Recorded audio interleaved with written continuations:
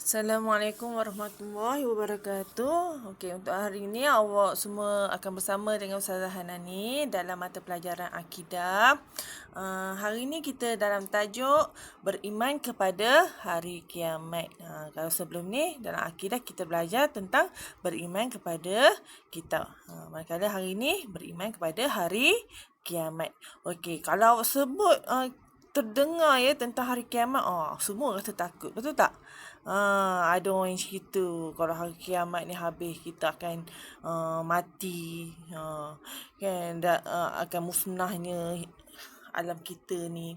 Okey, kita pergi dulu kepada pengertiannya.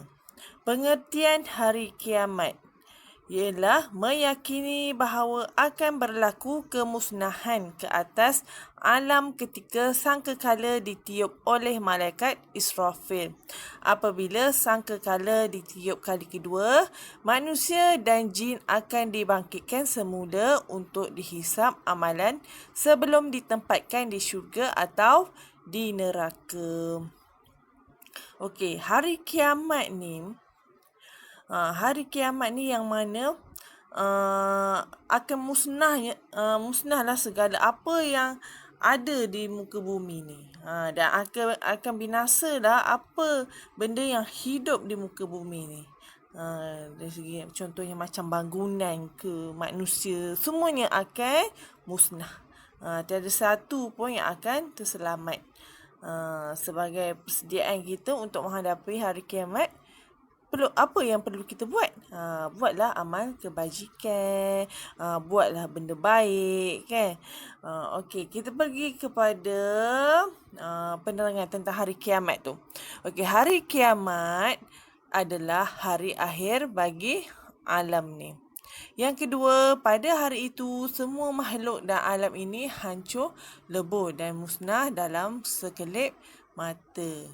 Tiada siapa yang mengetahui bilakah hari kiamat akan berlaku kecuali Allah. Itu rahsia Allah. Yang mana kita pun tak tahu. Yang mana kita ni duduk dalam akhir zaman. Ya, orang kata dalam fasa pertama, fasa kedua, fasa ketiga, kita ni merupakan golongan pada fasa yang ketiga ni. Dah nak dekat dah sangat dengan hari kiamat ni. Perlulah buat persediaan.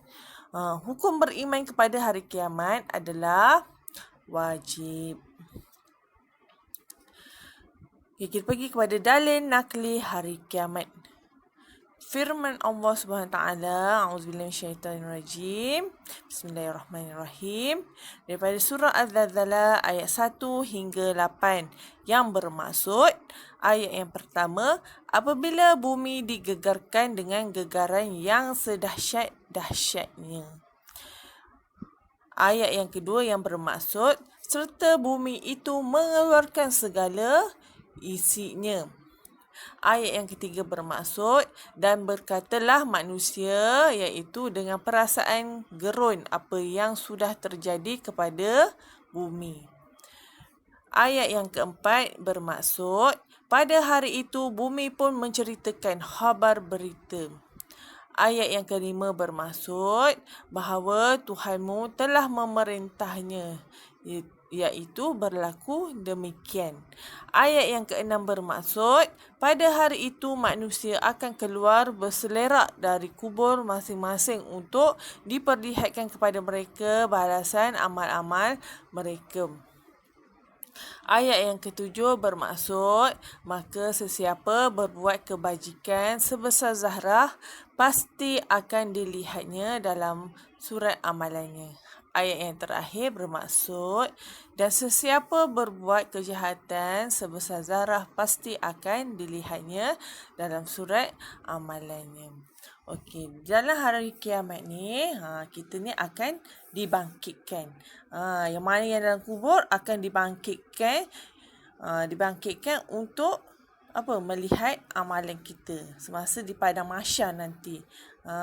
Sama ada kita akan berbuat baik, mana Allah akan tunjuk, walaupun kita buat amal kebaikan sebesar zarah pun dia akan tunjukkan. Walaupun kita buat kejahatan sebesar zarah pun dia akan tunjukkan semasa di padang mahsyar nanti. Ya. Okey. Dalam hari kiamat ni, sebelum hari kiamat ni, kalau kita tengok pun dekat dunia kita ni, dekat keliling kita ni, bermacam-macam dah ada tandanya. Tanda hari kiamat. Kalau kita tengok, kalau biasa kita tengok perempuan lebih ramai daripada lelaki.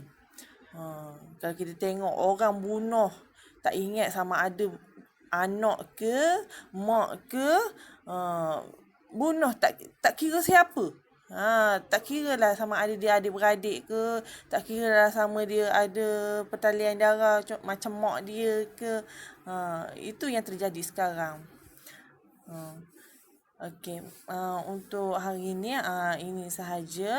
Akan datang kita akan belajar tentang tanda-tanda kecil dan tanda-tanda besar hari kiamat. Okey, itu sahaja daripada Ustazah. Wassalamualaikum warahmatullahi wabarakatuh.